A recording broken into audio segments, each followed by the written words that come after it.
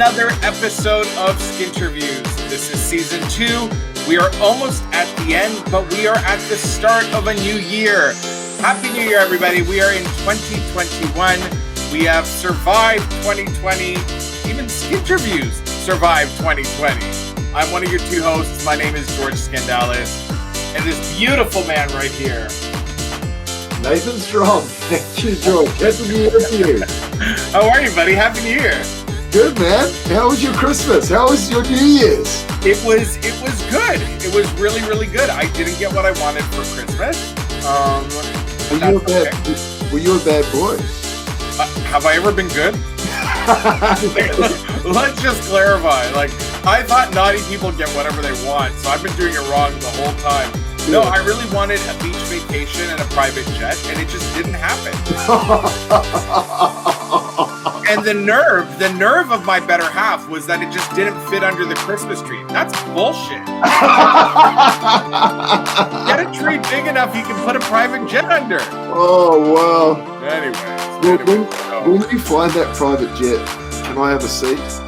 You know, Nathan, I would not go anywhere without you. Oh, thank you, buddy. Same here. After the year we had in 2020, you know, I couldn't imagine my 2021 without you. You know, you're my work wife, and I love you very much. I love you too, buddy. Dude, we survived 2020. I know. I think everyone survived 2020, you know? It's good. Not everyone. No. But unfortunately, not everyone. Unfortunately, professionally, we survived 2020. We did, and a big shout out to all the professionals out there who survived 2020, and we get to talk to one tonight. We do, but before we go there, it is now 2021, and if you don't know who Full Script is, you are a fool. Okay, so Full Script is the ultimate platform for those who want to do wellness the right way, the personal way, because it's got the industry's most comprehensive catalog of over 300 plus professional quality products, making safe supplements more accessible and more affordable, and making personalized treatment plans from your doctor directly to you available. Get on Full Script, people. If you are just getting onto Full Script, you're already a year late. Get with it. And for those of you that are smart enough to already be on Full Script, it's important to note that now you can order your products directly for wholesale and sell them right to your patients. Yes. 2021 is the year of Full Script. Well, for those that were delayed, because 2020 should have been the year for Full Script. But hey, I ain't gonna shit on anybody for getting a little late on Full Script, but you should be on it, especially with everybody. Like right now, I think everybody's looking for supplementation, whether it's for immunity boosters, for everything. I was talking to somebody the other day that was going to a fertility clinic, and they are on a ton of prenatal vitamins. Like, I'm happy that these fertility clinics are referring that, but there's doctors in there that should be referring them like a prescription directly to that kind of stuff. So that's a whole other can of worms we're going to open. But our industry, my gosh, if you're referring people to get or prescribing arnica, you should be prescribing it from Full Script, like a prescription. These things are serious and they need to be done the right way. Anyhow, we're going to learn more about Full Script in 2021. I know we have plans on that, and because we've uncovered quite a bit of information, but we'll get to that. Since we survive professionally, I think it's only fair that we have a professional from our industry as the first episode of 2021, and he's a wonderful guy. And I'm gonna say that we tried to do this in 2020. We did. And Wi-Fi wasn't working out with us. It was like that mind calendar stuff. Like, it was like end of the world. Wi-Fi was out. We were not getting a connection. We were delayed. He was trying to get on a plane. So here we are in 2021. It's a new year, a new Wi-Fi stream, I hope, Nathan. We'll find out today. And he's an amazing individual from our industry. He's a lot of fun. It's going to be an amazing episode to start the year off. And I want to go through a little bit of his biography here that I have here. So be patient with me because it's quite interesting. It's written in the first person, which I also like. So I had an amazing childhood growing up in Kitchener-Waterloo. Shout out to my best friend, Chris, that lives in Kitchener-Waterloo. As a kid, I will say that I was shy, introverted, and kept to myself. I know that's hard to believe, he writes, and it's very true. You'll notice tonight that it's very hard to believe. That's until I got involved in sports around the age of 8. From T-ball and house league hockey, then over to the years turned into Ontario Canadian All-Star softball pitcher and playing for AAA hockey. The discipline, hard work as an athlete ultimately led me to leaving high school with an overall average of, get ready to feel stupid, 96.9%. Wow.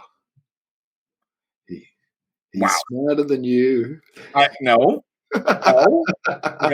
What was your average then? No, it was 89.9. But still, I'm not picking him.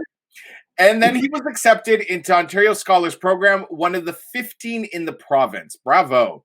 Up until a few years ago, I still volunteered my time coaching high-level hockey.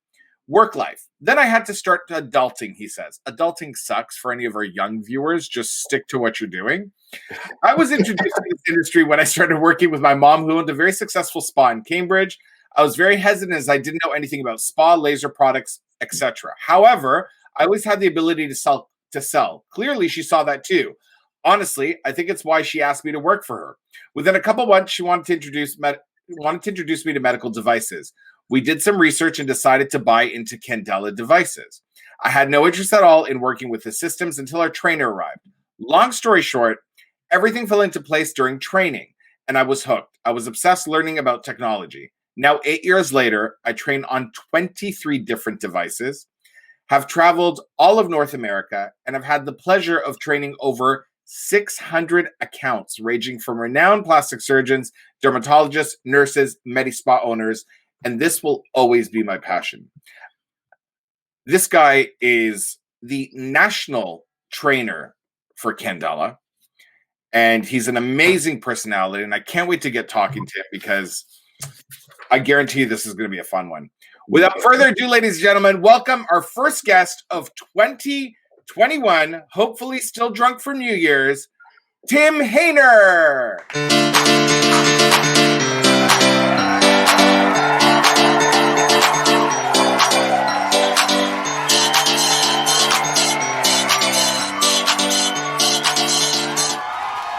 Happy New Year! Look, I'm on TV. Hey! Woo! Like How are you handsome devils doing? Did you see that? What? What's that? We're doing the YMCA there for a second. Hey! Happy New Year, Tim.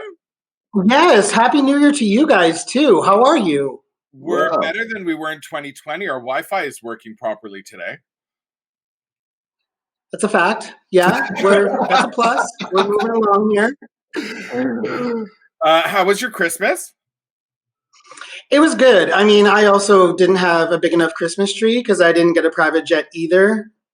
But no, it was good. It was a little bit more quiet this year, and you know what? I'm okay with that. It was good. It was nice. It was nice. Good. Are you ready to get right into the interview? Because I can't wait to get to know more about you.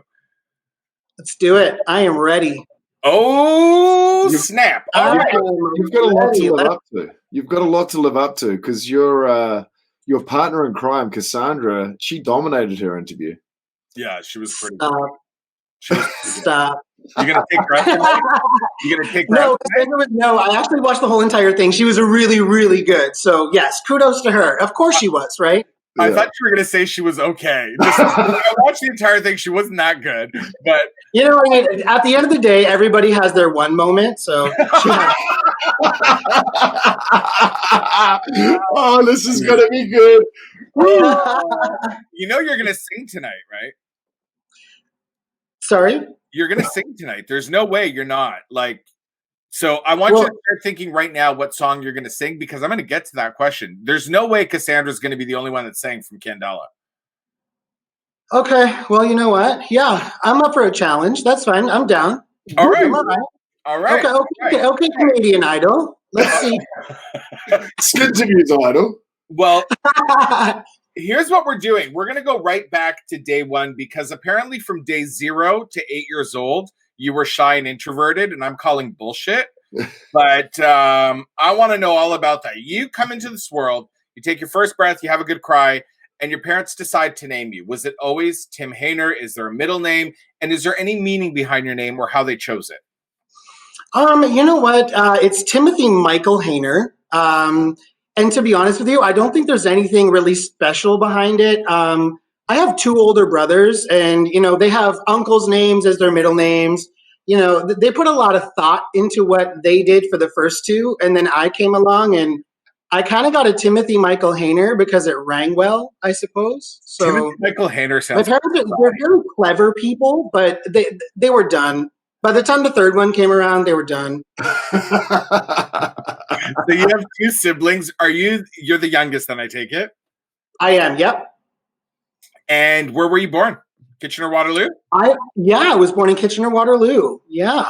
Amazing. 1984. Getting old. Oh, 1984? Yeah. And you're getting old? Well, it's all the Botox. I mean, come on. If nobody's getting into this industry. You think 1984 is old? Because I'm going to end the interview right now. No, I didn't say I am old. I said I'm getting old. Okay, George, what year are you born? George, were you even born in the 80s?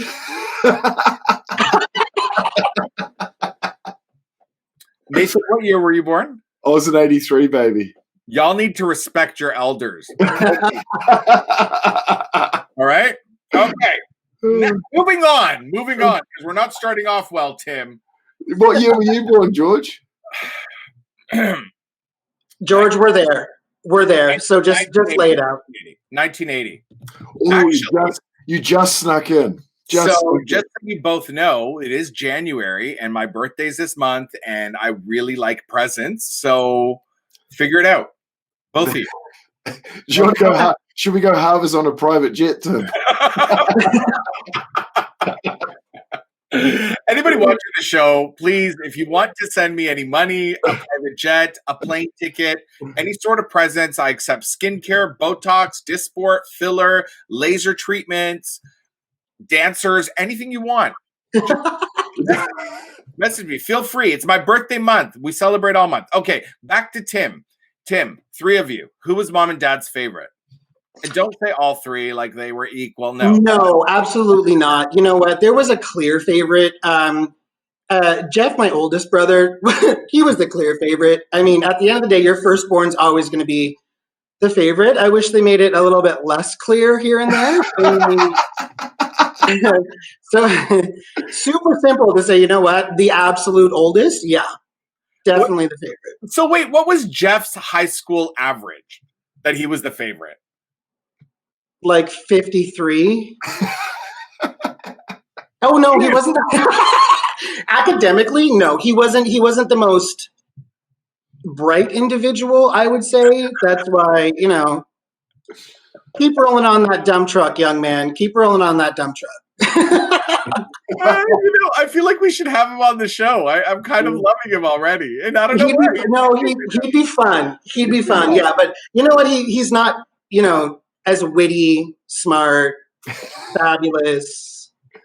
I mean, out of the three, you got the one you need. So bravo. Take it away, Nathan. Yes. Yeah, so who's the favorite now, though? Well, clearly me. They're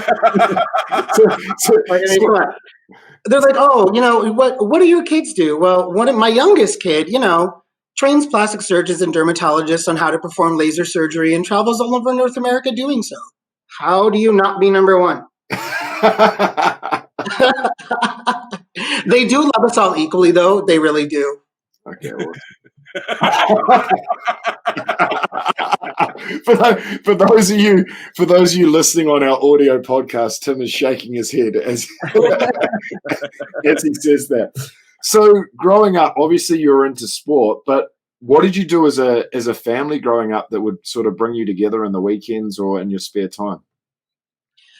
Well, you know what? It was everybody at the dinner table at 5:00. It was always something that, that gave us the amount. Everybody was so busy. My parents were busy. They were entrepreneurs, but it was always that time where even if it's 30 minutes, we had that 30 minutes. And it wasn't necessarily about them. it was always about us, like what happened during the day, how did everything go, how did your exam go? And especially my mom, very, very witty, quick woman. I mean, she'd remember exam dates. She'd remember, even though she worked 15 hours in that day, it was always something that she would be like, what's going on with you guys? Because she was very, very much involved. So I'd say as a family, it was always dinner. I mean, we did the vacation thing. We did all of that. Humble beginnings at the beginning. So it was more just taking that hour to sit down and just be transparent. I like that. I like that a lot. And birthdays, seeing we're talking about George's birthday. Any special birthdays growing up? Any special birthday? Well, every birthday is a special birthday. Is there anyone in particular that you remember or don't remember? You know what? I'm going to say my 19th birthday. And it's funny that you say don't remember, because obviously that's the age we can start drinking. It was definitely, I had to be looked after that night. And yeah, it was a moment. So the 19th birthday, I don't remember. I lived through photos. I lived through videos of idiot friends taking of me. So I'd say that's the most exciting one that I don't remember. Awesome. And your parents, again, what do you think was the most valuable lesson they taught you when you were growing up, you and your brothers? Yeah, it was always about accepting, change and vulnerability, and never make a comment to which you didn't want someone to bring back to yourself. It was always something where if you have the ability to bring someone's or shed some light on someone's day, you could clearly tell that they're down. Someone that wasn't, super popular. We always see this cliche, someone, sitting in the lunchroom by themselves. We were always taught to be that person. We were very popular. I mean, we all played sports. We had friends. We didn't have a lot of difficulty in terms of bullying or anything like that. But it was always that if you saw an opportunity, take the opportunity to make sure that someone else doesn't have the same day they always do. And that's the biggest thing that we were always taught. I like that. Getting a little deep here. I thought I was supposed to be singing. No, this is good. We're gonna get there. Wait, don't rush. We go deep first. We get into I love it. I love it. They're great questions. We shed a few tears, and then we bring it back to a bit of fun again. All right, now I usually ask people about their very first best friend, if they're still best friends today. But being the year of 2021, let's talk about a best friend that you had that's no longer your friend, that you are sending them some forgiveness as a resolution. And what do they do to you? Wow. I had a best friend growing up, always did, played sports together. And, when you get into that 16, 17-year-old age, you're both in great shape. You're both, playing the same level of sports. And then you end up with a girlfriend. So my best friend always showed interest in this particular person. And you know what? She ended up saying, you know what? Let's go out on a date. We did prom. We did this. We did that, whatever. Well, it wasn't that typical situation where at the end of the night, you're with your prom date. I'm not going to get too deep into that. But she got deep and I didn't. And so did my best friend. Oh, wow. Wow. So I took the perfect opportunity to go and introduce myself to his girlfriend. And then everything ended up well at the end of the night. Looks like you already forgave him back in 2002, 2003. What year was that? Oh, geez. Probably 2002. And you know what I mean? It wasn't something that we actually lost contact. He did his thing, got married, had a bunch of kids, and I clearly I was traveling and everything like that. But we connect ever so often. So no animosity at all. Awesome. I want to know an embarrassing Tim story. Do we have all night? We have as long as you want. It better be good though. Like I want something good. I was just gonna. Are there film in those cameras?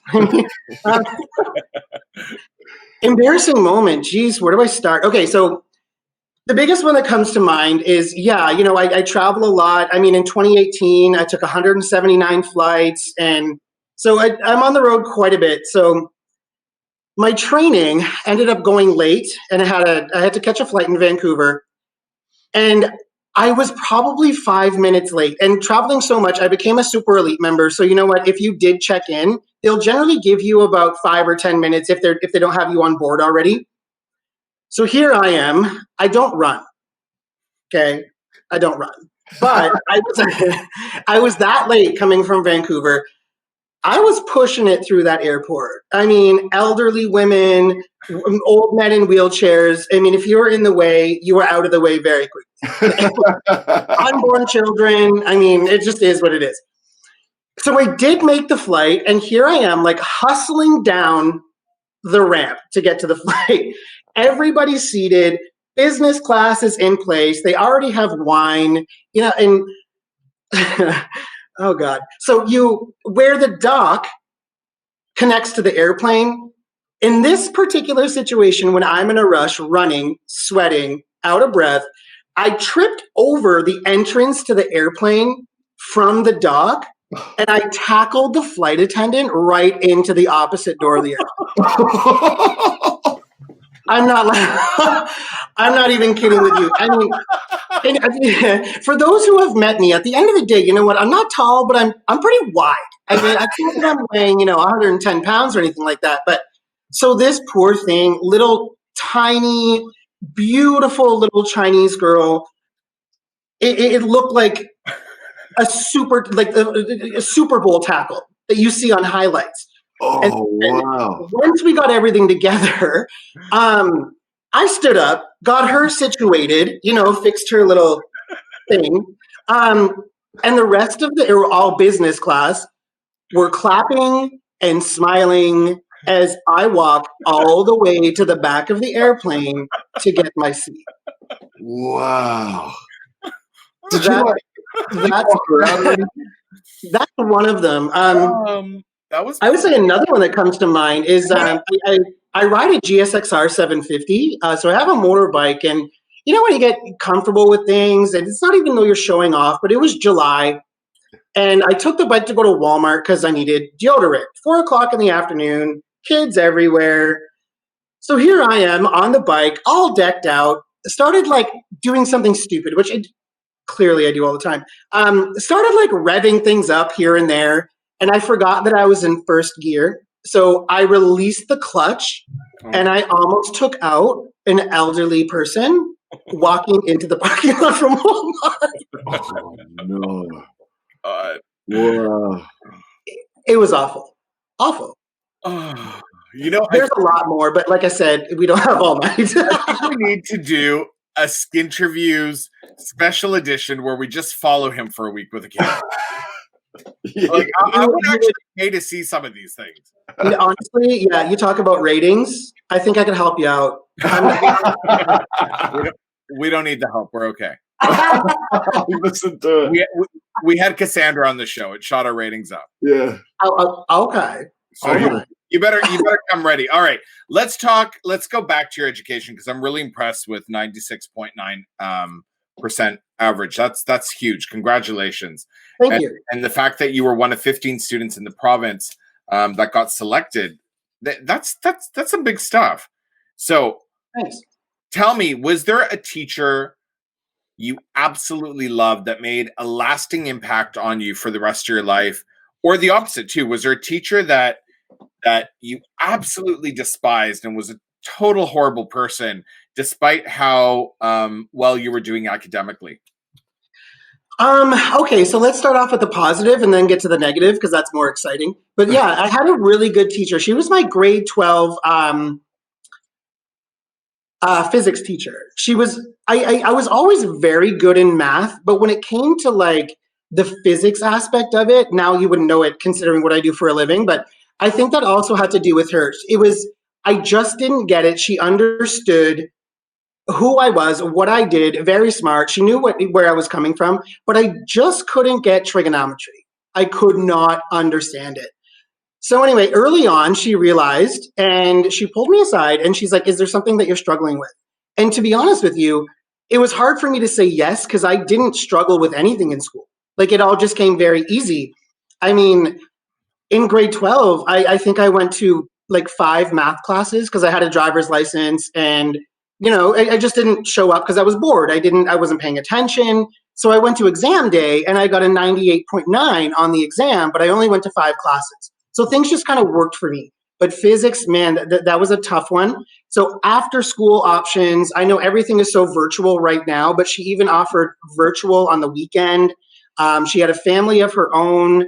And I took her up on that, and I remember at 6 p.m. on a Saturday, she was, there we go, figuring out this is what this does. This is what this does. And it wasn't just for me. I mean, I had friends in this class as well, and she did the same thing for everybody. So kudos to Mrs. Smith. She was awesome. Awesome. Super smart woman.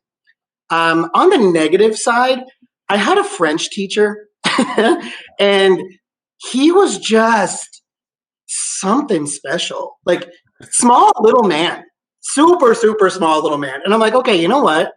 Enough is enough. So he was always, if you don't get it, we're moving on. And he made it very, very clear that if you're not understanding something, then go home and figure it out. And it was always like that. And that's the only class in high school that I actually failed. I failed grade 9 French, never took it again. And it was just based on him. Yeah. So that would be the negative part of it. Yeah. Tim, so are you a morning or night person? I am a night person. I'm one of those where the alarm goes off. I have to set it an hour before I wake up because that snooze button is worn out. I'm like that as well. Like worn out.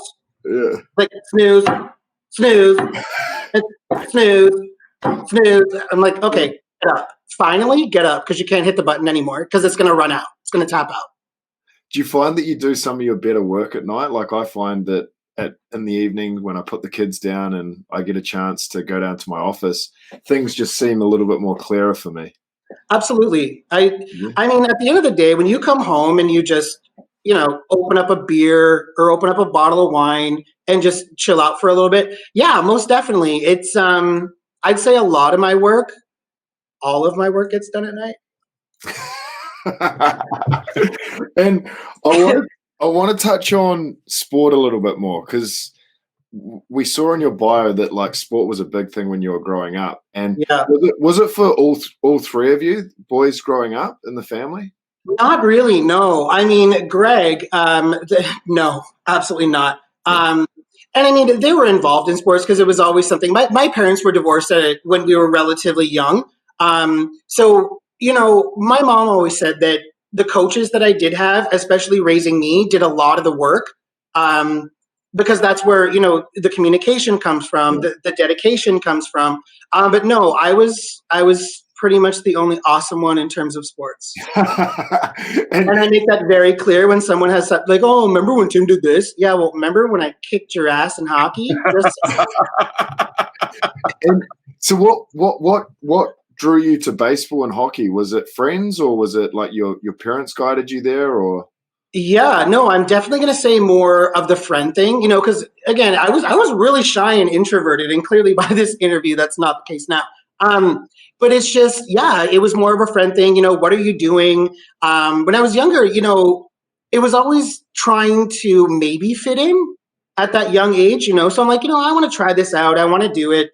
And I mean, at the end of the day, I was really good at it. So it just kind of grew from there.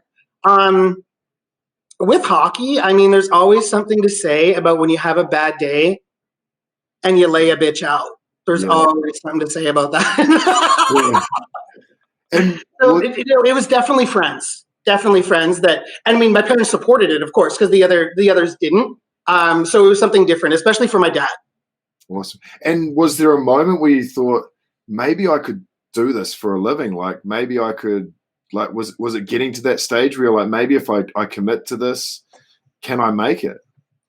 You mean in sports? Yeah, in sports, yeah. I'd say more towards hockey than baseball. I kind of got over baseball because hockey overran everything. I mean, on the ice 7 days a week, sometimes twice a day.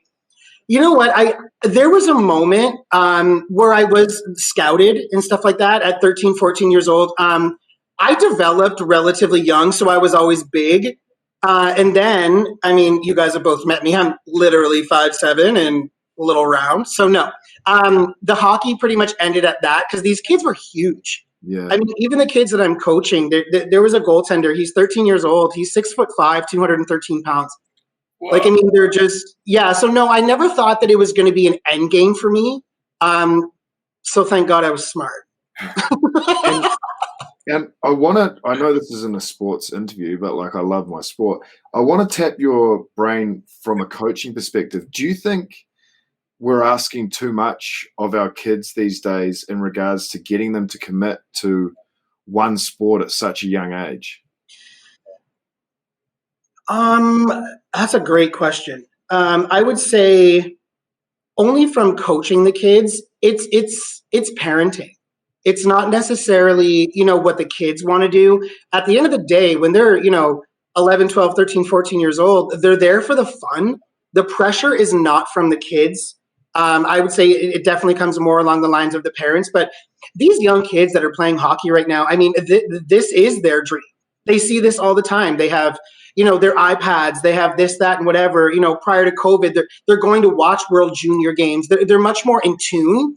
And especially with their health, that's the biggest thing that I had noticed, that these young athletes, they realize it very, very soon. And, it's the supplements, it's seeing their physicians, it's, staying on top of their eating habits, going to the gym, doing dry land.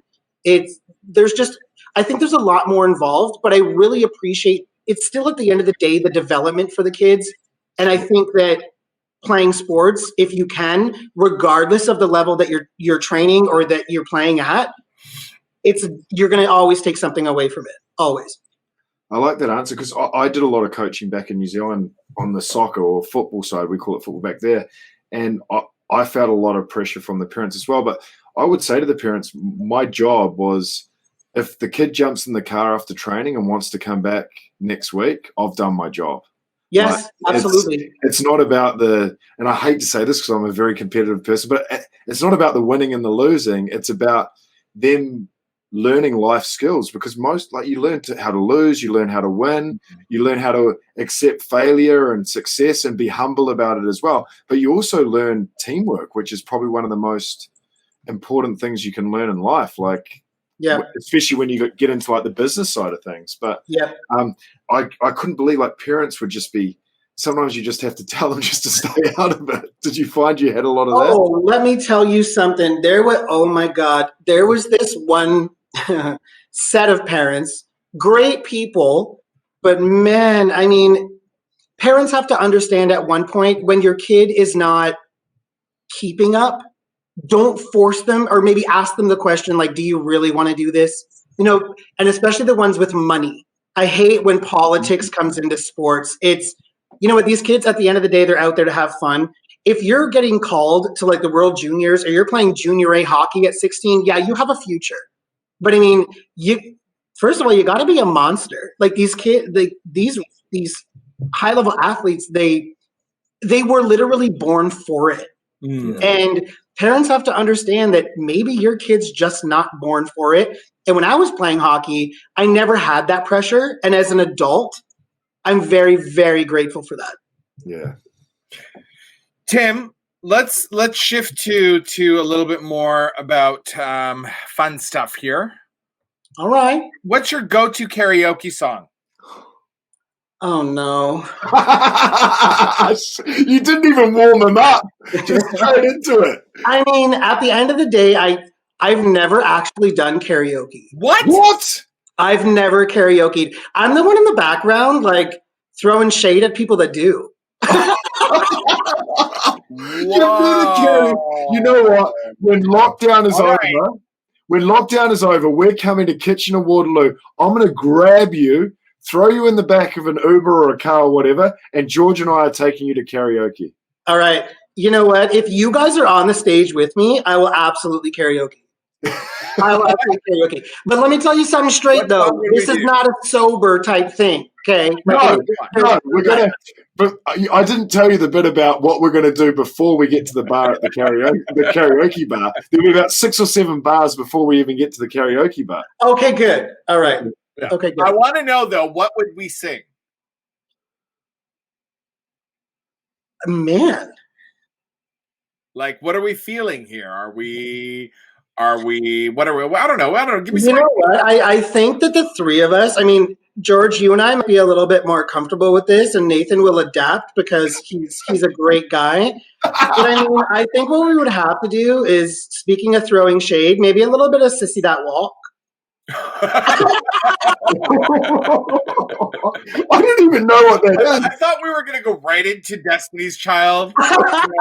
Beyonce, Kelly, Michelle. Spice Girls. Yeah. Okay. How does that go? All right, give me a little Spice Girls. Come on, ready? And I'm going to do this. No, I don't think. I'm going to do the signs you're going to sing. Ready? And. I don't. Stop right now. Thank you very much. I need somebody with a human touch. Always on the run. Get it, Cassandra. Get it. Oh my God. Okay, tell me your favorite movie ever. Favorite movie ever. You know what? I'm going to throw in. Oh, geez, that's a good one. Schindler's List was always a good one. Yeah. And Dirty Dancing. Yeah. Oh, yes. Didn't Cassandra say is there that? a TV series that you binged during the last year through COVID? Oh, yes. I mean, a binge isn't the word. It's an upset. Schitt's Creek. So good. Schitt's Creek. I mean, David. I mean, how... I cried. You know what? Yeah. I was there's actually they did a 1 hour, not a documentary thing, but kind of a recap of like how they ended it, why they did it, and their experiences during that time. And man, if there was additional like 5 seasons, I'd have them done in a day. Watch them. It was so good. So good. Timothy Michael, if I was making a movie about you, what actor would you choose to play you?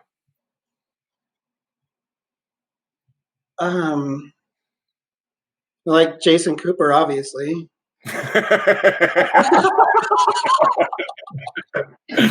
And if I had to pick a co-star to be your love interest, which actor or actress would we pick? George Scandalis. Yes! Listen to it.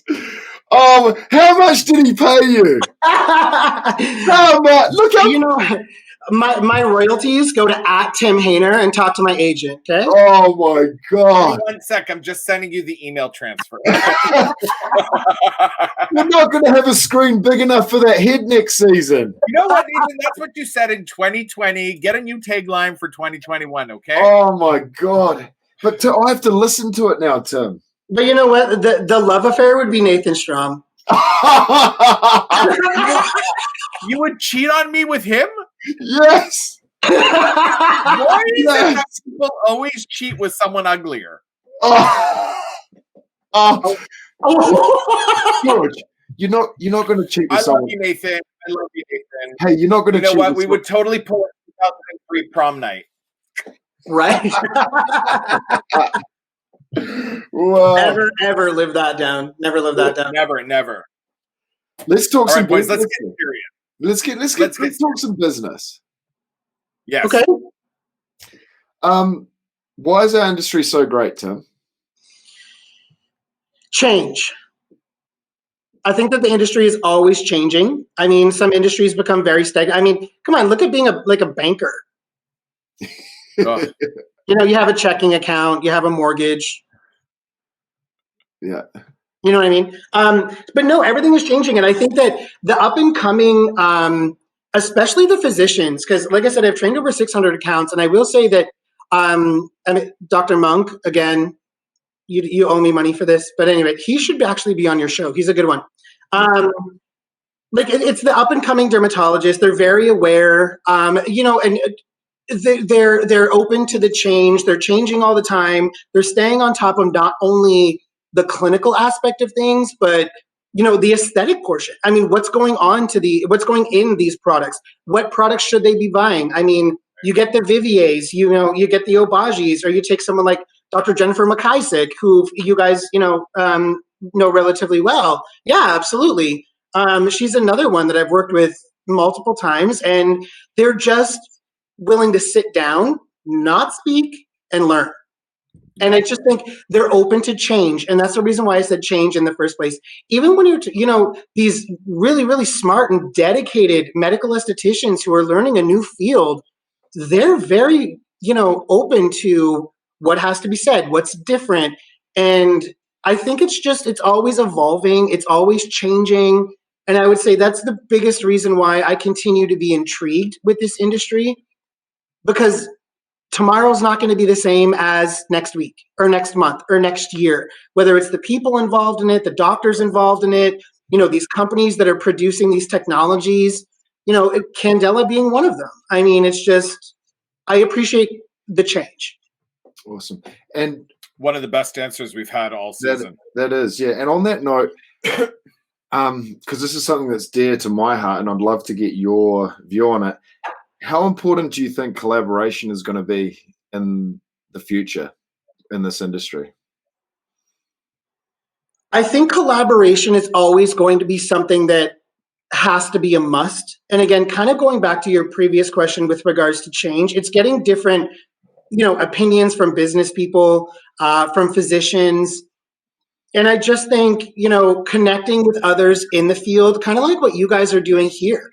Like it's not just Candela based. It's not just physician based. It's not, connecting with others in the field, whether they're in the field or they're out of the field. I think the conjunction is what's going to make this industry bigger than what it already is. Beautiful. I'm going to give you an opportunity here to shamelessly plug a little bit of Candela, but I want to know, 23 devices you train on. There's got to be one out of the 23 that really excites you. That is your absolute favorite. If you could only train on one device for the rest of your career, which device would it be?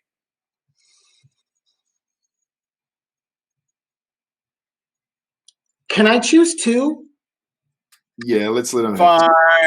Can I have two? Yes, but for the rest of the interview, you can only pick one. For everything else. Clearly, I'm trying to keep my options open. Yeah. But no, you know what? My number one choice would be, I think at the moment with the way that this device is evolving, and I think that, the engineering team and the leadership team, especially at Candela, is realizing that they have something huge here, is probably Pico Way. I was going to say, if you say the Pico Way, you're wrong, but. Yeah, no, definitely Pico. I'm just enjoying the efficacy. I mean, the shortest pulse durations in the industry, your clinical endpoints are immediate. I mean, getting into darker Fitzpatrick skin types with alleviating the potential of, hyperactive melanocytes creating hyperpigmentation and stuff like that, especially with the 532 fusion. I think that Pico Way is just getting started. But my next one, I've always had a love for the core, the CO2. That's definitely, especially with Intima. I don't do a lot of Intima trainings, but I had a doctor that I did train, and one of the patients wrote this incredible email.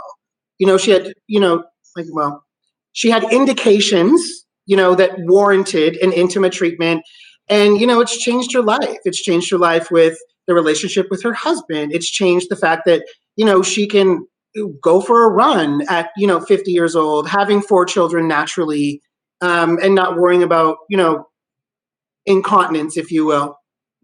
Yeah. And for our viewers that don't know what the Intima is, it is a CO2 based, and correct me if I'm wrong, it's a CO2 based vaginal rejuvenation machine that works in basically reconstructing collagen so that we strengthen internally the vaginal walls, and it also helps in lubrication and in sexual gratification, but it also helps mainly for women who are suffering from incontinence, right? And I think that's something we don't talk enough about, but I think the statistic, if I'm correct, it's 1 in 3 will have some form of incontinence throughout their lifetime. And it could be from something as simple as sneezing or from being on Skinterviews and having a good laugh. And nobody should have to live with that. And I'm not making a joke out of it. I'm being serious that nobody should have to live with that. And I'm glad that there's solutions out there for people to learn about and to try for themselves. And more people need to be talking about it. Yeah. And I mean, you also, you get the young kids, with acne scarring. I mean, kids are developing so young these days, you know what I mean? You could, going through puberty or starting your menstrual cycle really, really young, and you can have acne scarring at 12 years old. And, just having the ability to negate or alleviate some of those indications, the industry is changing so much. And I know Candela has, how we're helping patients. It's not just an aesthetic thing. I mean, you get resistant port wine stains in babies that are 10 days old.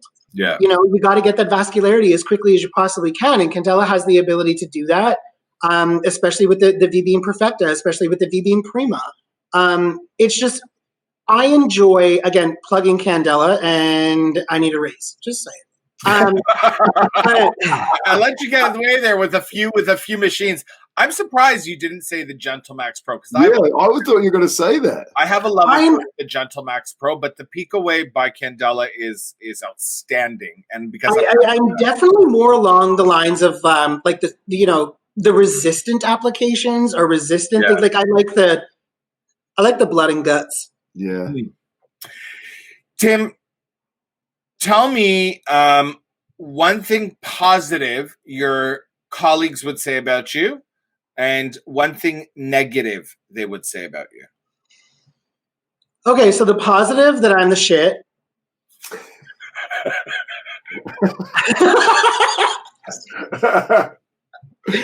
No, I would say, on a positive thing is that probably energy based, like I have a lot of energy. I treat all my accounts, what level they're at, as though it's the first training I've ever done. And I'd say maybe clinical knowledge. I think I've been around long enough to be able to throw that out there. A negative thing? Crickets. Yeah, that's my answer. I'm done. All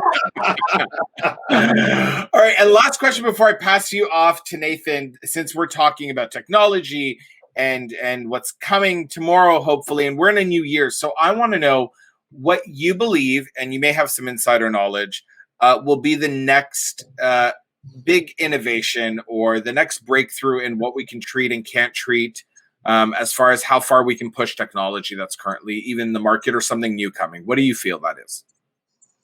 I think with regards to the industry, I think in probably the last maybe 5 or 10 years, the advancements are insane. You first of all, again, I'm not trying to plug these things, but my answer to that would be look at picosecond technology.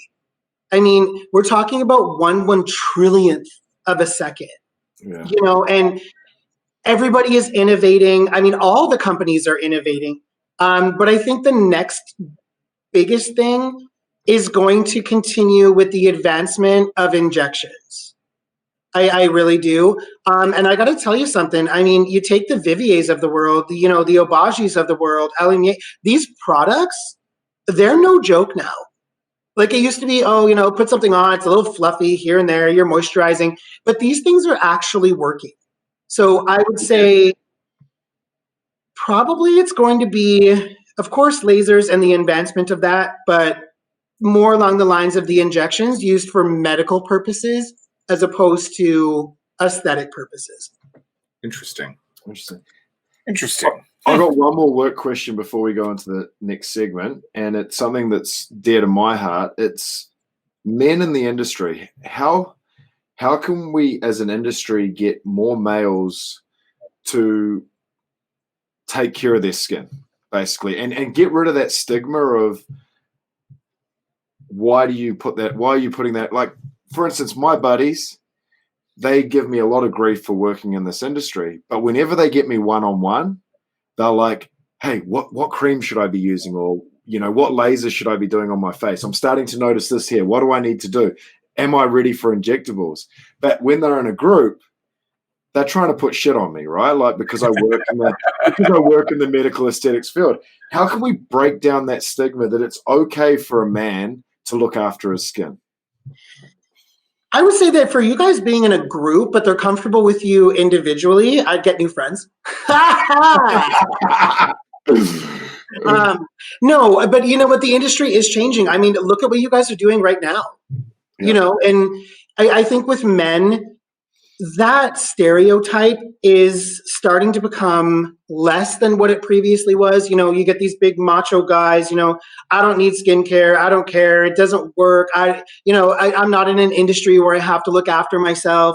I don't need to, whiten my teeth or get injections or things like that. But I think men have to understand it's not just about what you're portraying by doing these types of things. It's what you're doing when you wake up in the morning and be like, you know what, that brown spot I've been staring at for 40 years is actually gone. Yeah. Okay, so, but again, I mean, having the conversation in a group of friends about what you are doing. This macho stigma, it's changing quite quickly, and I think it's a great question because I do ask a lot of accounts, what's the ratio between female and male patients? Like what's the ratio? And, when I first started, I would hear 90-10, 85-15 at most.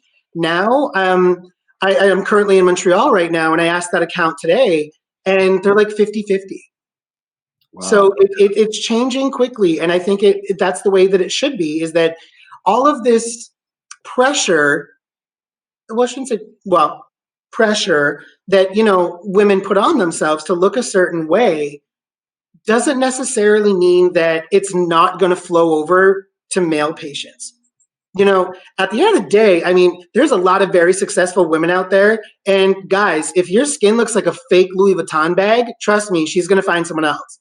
And it's starting to change over. So I think men talking about this is also going to open the doors for men getting further into the industry. I've been told many times I've never had a male trainer before. I'm very thankful that I do have a male trainer. It's a different perspective. I mean, I've been getting Botox since I was like 8. So it's not something that there's a study written on me. No. But no, it's definitely something that's changing. And I think, by me being in this industry, that was always something that, it's not just you're hiring a whole bunch of women because this is the industry that they fall into. And you know what? It's men that are falling into the sales roles. Well, guess what, fellas? You take Brittany Edwards, Cassandra LePac, you take these women, watch out. So I think it's just getting further in tune with this macho garbage that is so antiquated. I love your answer. And the reality is and mic drop. It wasn't mic drop. But the reality is like, if we don't look after our skin as males, you get to a situation like my dad is right now. Every second month, he's in the dermatologist's office getting something burnt off, right? Or something cut out. And he was never exposed to like even the littlest thing of wearing sunscreen every day growing up. And it's causing huge havoc on his face and his skin and even his forehead now, not even wearing like a cap or a hat when he's playing golf or whatever it is. And I don't think people understand, and men in general, this is the biggest organ in your body. Would you treat your heart or your liver like this? Yeah. I mean, the thing is, too, is that you take all these guys, I got to get to the gym. But I'm like, what are you doing to your face? Like, can you wash your face? I mean, with bar soap, clearly, but it's just, it's education. Yeah. It's education. And I really like what commercial was I watching? No, it doesn't matter. I think it was about a Sephora commercial. There wasn't any women in that commercial. It was all men. And you're exactly right. As you get a little bit older, these are now concerns. You look at UVA, UVB, you look at, basal cell carcinomas, you look at melanoma warts, you look at these types of things. And if you don't start looking after yourself, it's going to show And then by the time you do get to that point, now you're investing thousands and thousands of dollars because you didn't do any preventative care. And, the younger generation is very much aware, but it's the older ones that it's not too late. I mean, if you're in your 50s, there's an option for anything. 100%. Yeah. So start with skincare, get to laser. I mean, do you want to look like a damn polar bear your whole life? Like, look after that. Absolutely. So good. And I was reading a stat the other day I think I Googled it. I think it's two people every hour in the States die of skin cancer. So it's like 40 something people a day. Yeah. Yeah. I could be wrong, but I'm pretty sure it's 40 something people a day. So I don't know the stats exactly, but I wouldn't be surprised. Yeah, it can be serious. So we'll come off that topic now. Let's move on to mental health because it's kind of a good segue. And we ask all our guests this, and it was sort of COVID driven this question, and we wanted to highlight it because we think it's important because when we first started Skinterviews in March, we knew. And for a sec, are you cutting? Is Nathan cutting out on your end, Tim, or is it just on my end? Nope, he wasn't cutting out. Nope. So it's on mine. Okay, guys, good. Keep going. He's trying to steal the show from me, Tim. So let's talk about mental health and anxiety. Has it impacted your life in any way? I'm gonna say no. But I mean, it's affected, and I mean, not even so much like mental health and anxiety, those kind of go together with, potentially like addiction things or whatever that looks like. But I would say for people that do have, challenges mentally or anxiety, that it's just to slow down. And you mentioned a little bit earlier with this whole entire COVID thing, nothing is the same. And nothing is going to be the same for a long time. And I'm not saying that it's your responsibility to make sure that you adjust and shut up and don't be dramatic about it. No, but communicate about it. Don't hide the fact that you're struggling. And if you are struggling, talk to someone that you trust, but you can't just hold it in or else these things are going to get worse.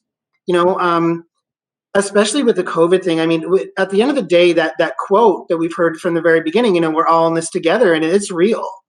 It is. It's very much real. And, if you come across somebody that could potentially not be the same person that you thought, whether they're a neighbor and you guys got wasted together, previous summers, and now you don't see them, like make the connection to reach out.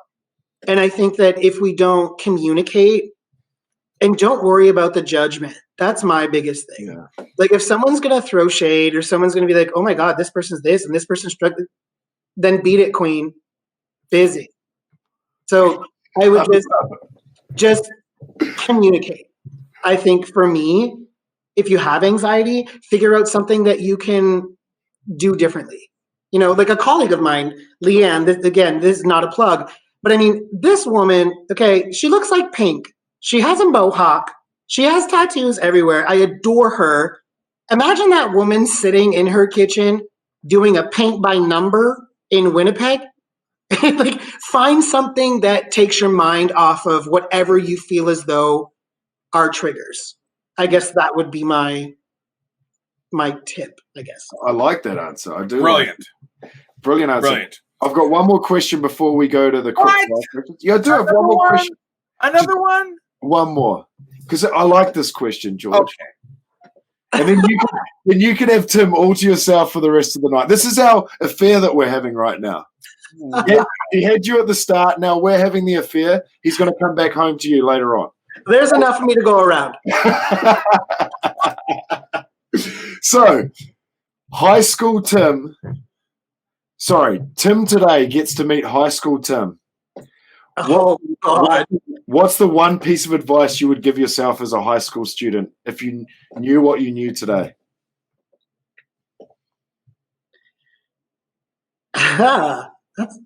Yeah. I got it. I'd kind of be like, well, I was a locker room junkie.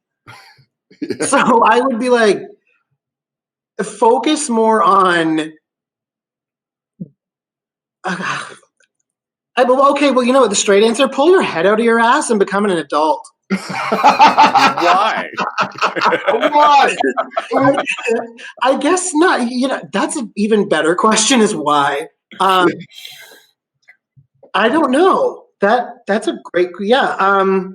Continue doing what you're doing, and I would say slow down. Yeah. Slow down a bit. You know, because it was about, you know, that scholarship program, and don't worry so much about the pressure, I would say. But other than that, yeah, and get a freaking haircut. I love it. Wow. Are you ready for the quick fire questions, Timothy? Yes, I'm ready for whatever. Okay. Yes. Here are the rules, Timothy. You are allowed only one pass, and you need to answer as quick as possible with the first thing that pops into your head. Are you sure you want this? I'm good. I can handle it. This is okay. All right. Let's go. My 23rd episode of season 2. I'm good. I got it. I got this. All right. You ready? Yeah. Let's do it. Okay. What's your favorite thing in your closet right now? Gucci loafers. And what's your guilty food pleasure? Pringles. What's your favorite fast food restaurant? McDonald's. I just had it before I came here. Yay! Dark chocolate or milk chocolate? Dark chocolate. Sour candies or ice cream? Ooh, ice cream. Ice cream or Pringles? Oh, Pringles. If you could be from any other decade or era, which would it be? The 60s. Your house is on fire. What 2 things do you run back in to get? My phone and my house coat. I love my house coat.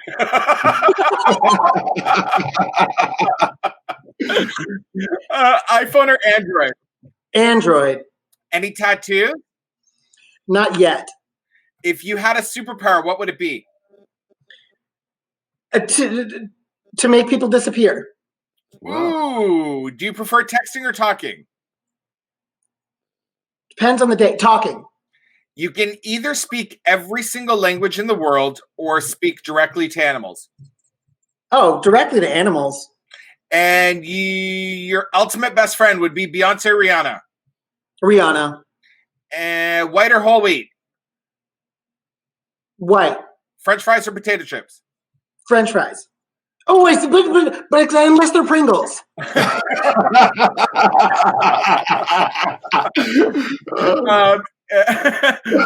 Weights or cardio?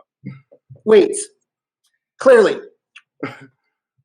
Filler or Botox or Dysport? Ooh, Botox and Dysport. Pringles or intimacy? Intimacy. You're going to the fashion event of the year. Which designer is dressing you? Karl Lagerfeld. Dream vacation spot? Bora Bora. And you get to have dinner with God, and he grants you one question. What would you ask? Who does your hair, George Scandalis? You just called him God. Oh my God. This hasn't gone well. We're not showing favorite Disney movie. Is The Wizard of Oz a Disney movie? No. Pinocchio. Cute. And you are going to the dermatology event of the year. You have to pick a date. Nathan or me? Nathan. Yes! Yes!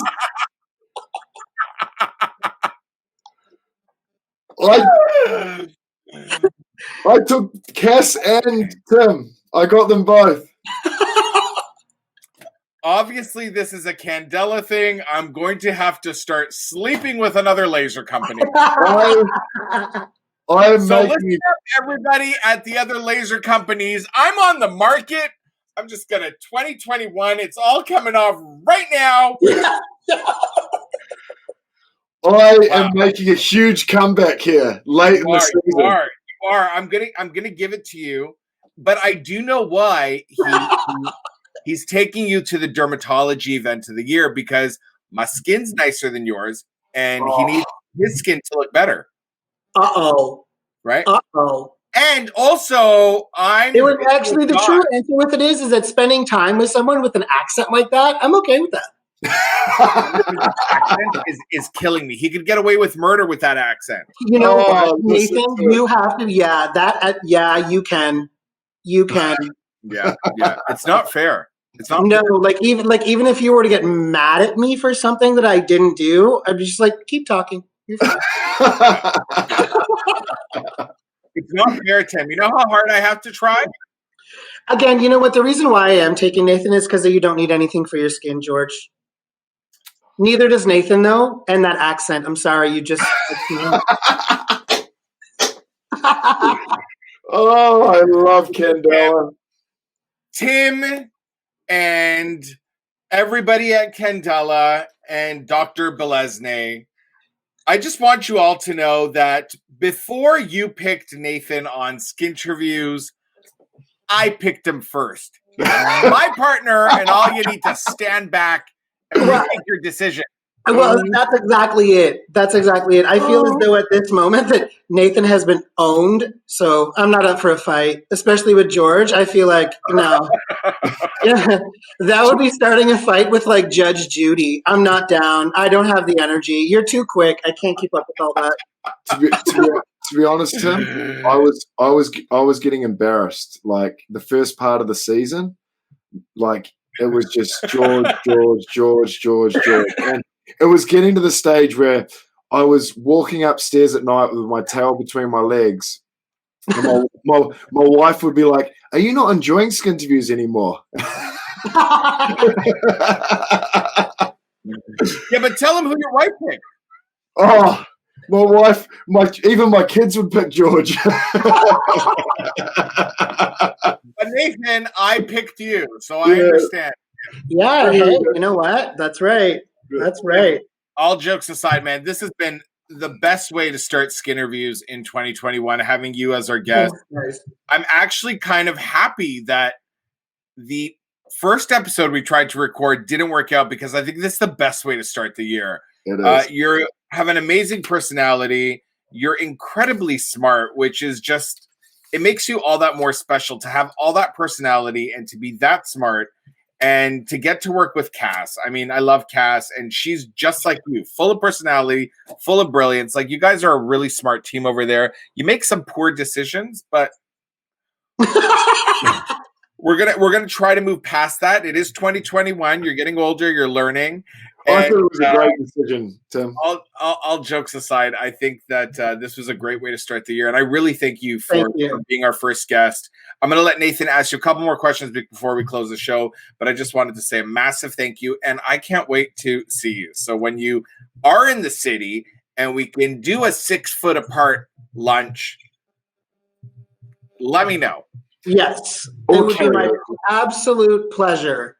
And we can make fun of Nathan and stuff. Like, but you take someone like you and someone like me. I mean, the poor guy. What's he do? I can take it. I'm a good boxing bag. He would just have to. Okay. Yeah. Okay.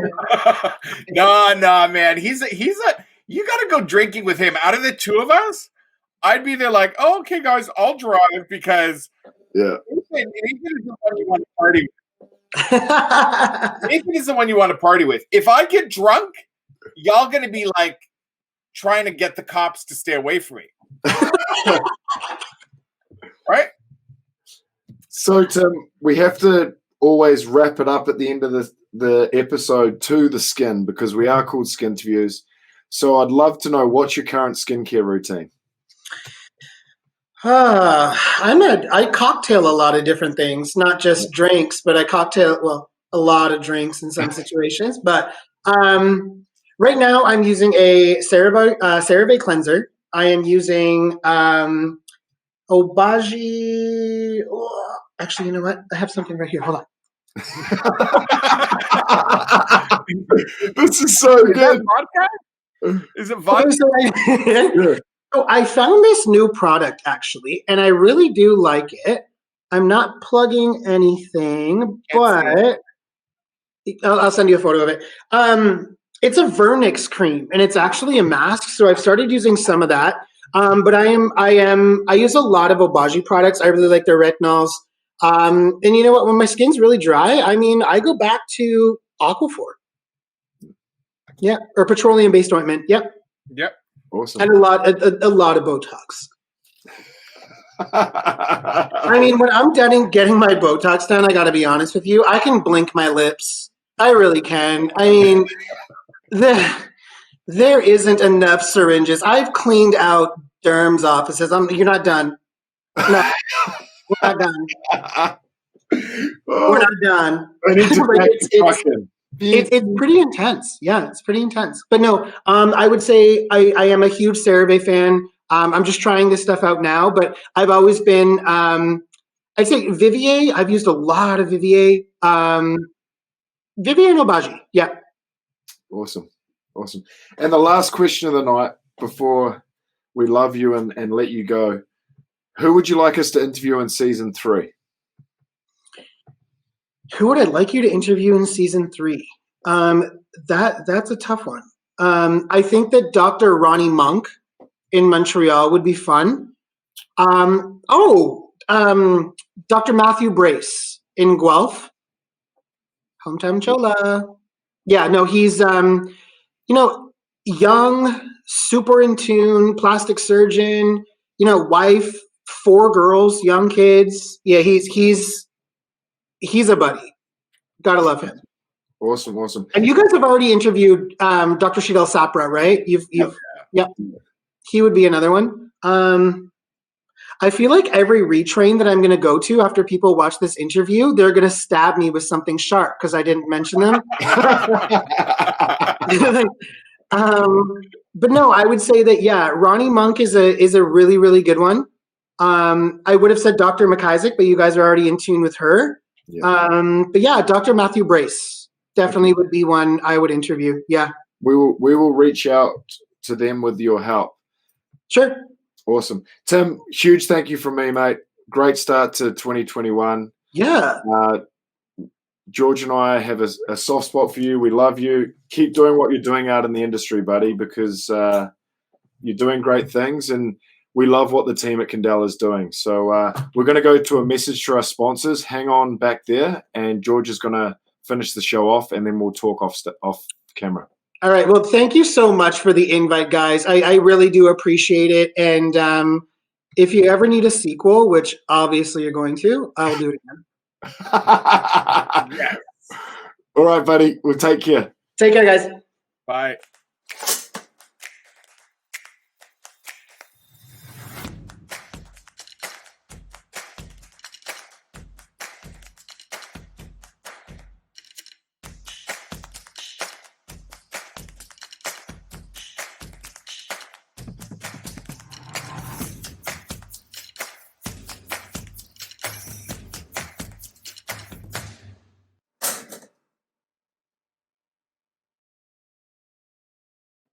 $2021. Can you believe it? It feels like it was just 5 minutes ago that it was March of 2020 and the world was changing around us as we knew it. We're still facing some difficult times ahead, but what we do know is that life keeps going. And we can adjust and we can make it through these difficult times if we're focused and we're united and we're helping each other out. And Skinterviews has been a great opportunity for us to be able to get to know so many great people in our industry and hopefully maybe help out in some way for somebody that's watching that wants to get to know someone better or wants to find a dermatologist or plastic surgeon or is interested in maybe some technology or injectables or just wants to learn more about what our industry is like. I'm not going to say something profound because, you know what? You don't need me to say it. I just want you to wake up every day, want you to be a good person, want you to pay attention to the people around you, show a lot of love to everyone in your life because it's what we need the most, and reach out and give someone a hug safely, maybe at 6 feet apart, depending on what's going on. But love each other. That's what 2021 should be all about. Loving each other, supporting each other, and having an incredible year. Thank you so much for watching Skinterviews Season 2. We're getting to our final episodes. It's kind of sad now that we get to this point. And I want to thank you all for listening to our episodes on our podcast platforms, which could be on Apple, Stitcher, or Spotify. And of course, if you want to watch any of our previous episodes, all you got to do is head over to www.therevenuedoctors.com. Look for the Skinterviews menu under Season 1 and Season 2. You'll find all our previous episodes with all our amazing guests. We have an amazing finale to the season coming up for our 25th and final episode. I hope you'll all join us. It could be live, it could not. You're going to find out in the coming days, weeks, what's going to be going on. Thank you for watching. Thank you for listening. Make 2021 a great year to take care of your skin, or I'll find out, and you know what'll happen. I'll kick your butt. Take care, everyone. Bye-bye.